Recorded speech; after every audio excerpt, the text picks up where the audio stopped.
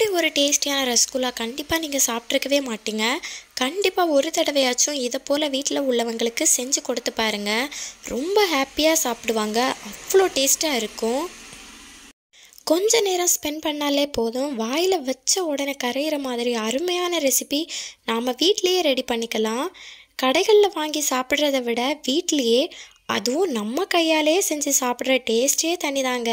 கண்டிப்பாக எல்லாரும் வீட்டில் ட்ரை பண்ணி பாருங்கள். அவ்வளோ டேஸ்ட்டாக இருக்கும். பாருங்கள், கண்டிப்பாக பார்க்கும்போதே உங்களுக்கு தெரியும் எவ்வளோ ஜூஸியாக இருக்குன்னு. வாயில் வச்ச உடனே கரைஞ்சிருங்க. அவ்வளோ டேஸ்டியாட்டு பஞ்சு போல் இருக்குங்க. கண்டிப்பாக ட்ரை பண்ணி பாருங்கள்.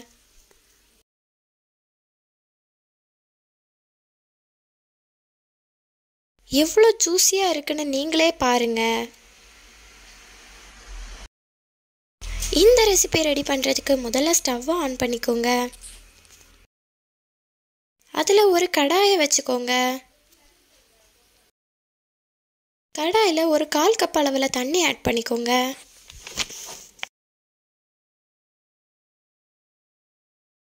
தண்ணி கூடவே ஒரு 1/2 லிட்டர் அளவில் பால் ஆட் பண்ணிக்கோங்க.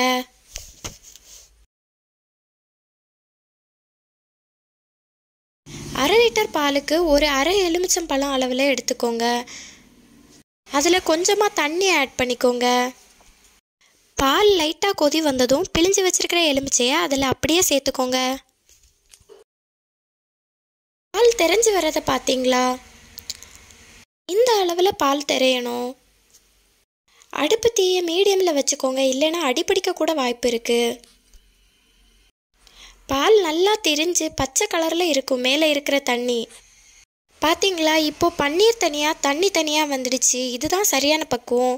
இப்போது ஸ்டவ்வை ஆஃப் பண்ணிக்கலாம். இப்போது இன்னொரு பாத்திரம் எடுத்துக்கோங்க. ஒரு அரிப்பு எடுத்து பால் தனியாக பன்னீர் தனியாக வடிகட்டி எடுத்துக்கோங்க.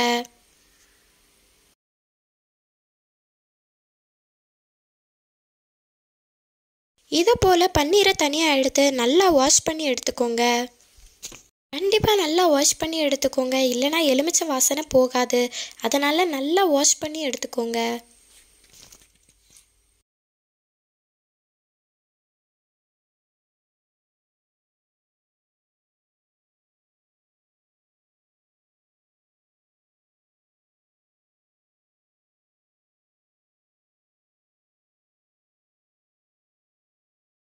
இந்த அளவுக்கு நான் நல்லா வாஷ் பண்ணி எடுத்துக்கிட்டேன்.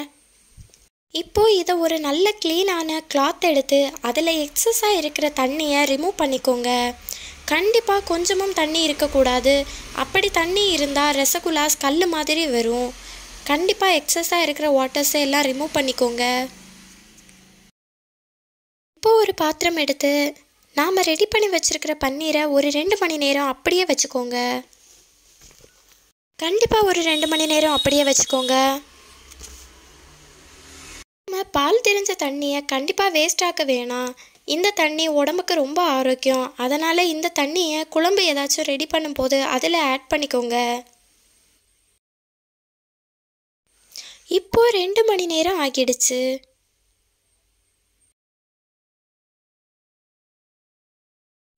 பாருங்கள், ஃபஸ்ட்டு இந்த அளவில் பன்னீர் ரொம்ப கட்டியாக இருக்கும்.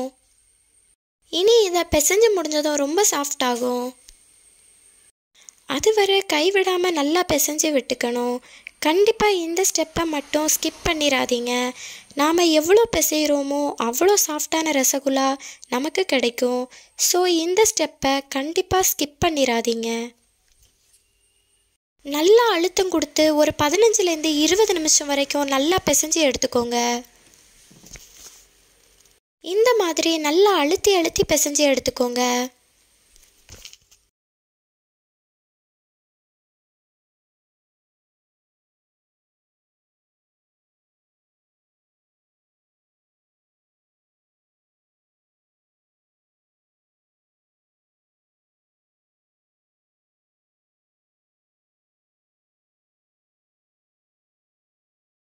நான் ஒரு குக்கர் எடுத்திருக்கேன். நீங்கள் குக்கர் இல்லைன்னா ஒரு அகலமான பாத்திரம் எடுத்துக்கோங்க.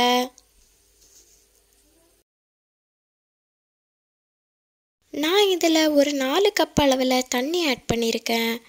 நான் சுகர் கம்மியாக போதுங்கிறதுனால கம்மியாக தண்ணி ஆட் பண்ணியிருக்கேன்.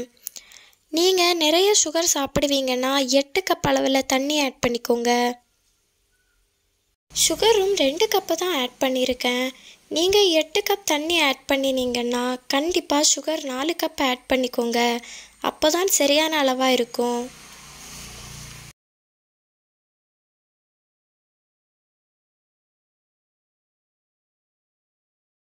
இந்த டைமில் இதில் கொஞ்சமாக orange colour kesari powder add பண்ணிக்கிட்டேன்.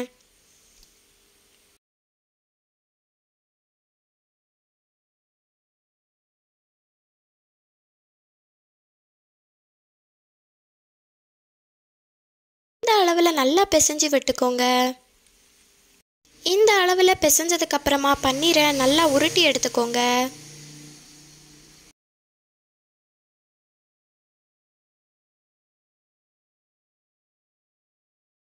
சின்ன சின்ன பீசஸாக பிரித்து வச்சுக்கோங்க.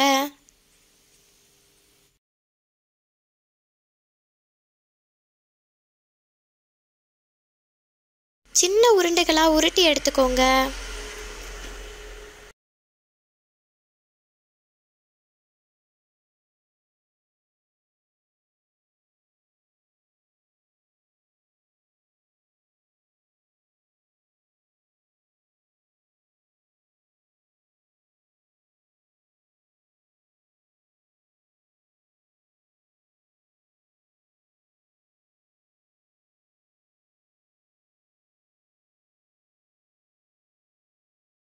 எல்லாத்தையும் இந்த மாதிரி உருட்டி எடுத்துக்கோங்க.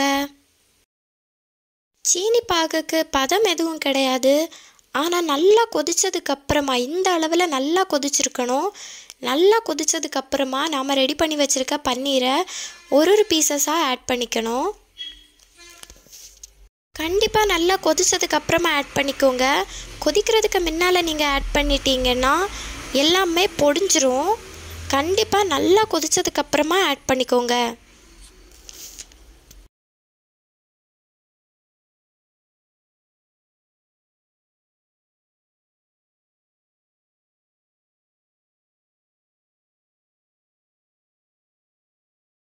அப்புறமா மூடி போட்டு ஒரு 20 நிமிஷத்துக்கு அப்படியே வேக விட்டுருங்க.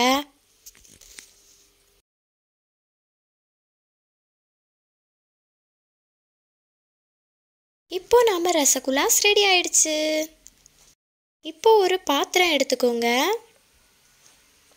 அதில் நாம் செஞ்சு வச்சுருக்க ஜூஸியான ரசகுல்லாஸை கொஞ்சம் கொஞ்சமாக ஆட் பண்ணிக்கோங்க.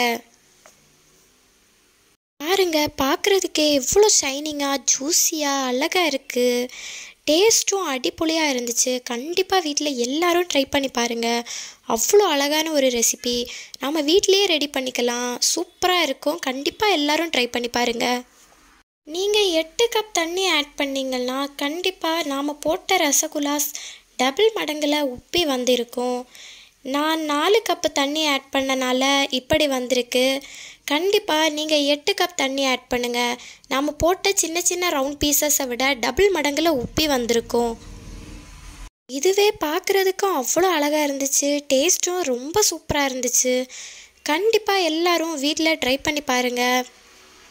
எவ்வளோ தான் கடைகளில் போய் வாங்கி சாப்பிட்டாலும் வீட்டிலையே அதுவும் நம்ம கையால் ரெடி பண்ணி நம்ம கூட உள்ளவங்களுக்கும் கொடுத்து நம்மளும் சாப்பிட்ற மாதிரி வராது.